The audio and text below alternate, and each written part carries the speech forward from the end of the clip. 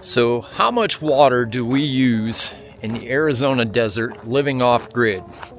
Well, I'm going to answer that question in a second, but I have to give you some context first. First of all, there's three of us: myself, my wife, and my son. Secondly, I got to tell you what we use water for and what we don't use water for.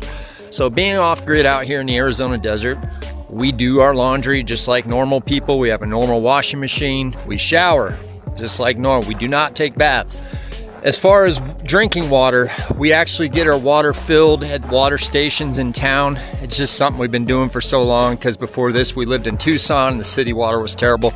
So we do that. We have 45 chickens, 3 dogs, 3 cats, and a goat. So with all that, we use approximately, ready for it? It varies. No, I'm just kidding. It does vary.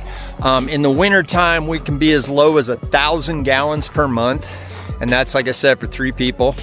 In the summertime, it's closer to about 1,500 gallons a month. So if you think about it, that's really low. Now, another thing that you might want to know is, what do we do for water?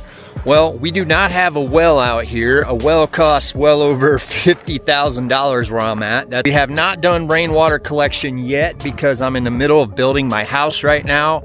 All those systems have been thought out. I've got everything mapped out. It's just in a building phase, right? So we have water delivered, and it's delivered to this tank right here.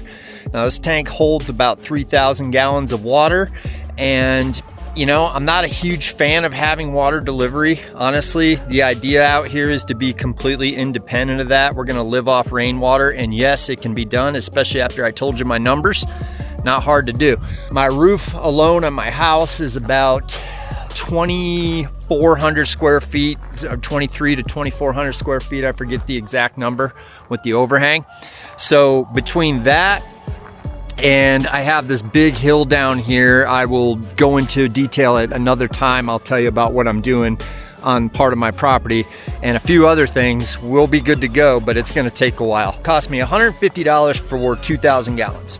So it's really not a bad cost, considering like I said, I don't really like depending on the water delivery, because you just never know what can happen. But right now it's been helping us out a lot, especially because I'm building, and when I have months like when I got to do a lot of concrete work or something like that, and I'm doing it by myself, we need more water. So hopefully that answers some questions about the water situation out here, and I'm sure I'm going to go into more detail later on in other videos. But have a good day.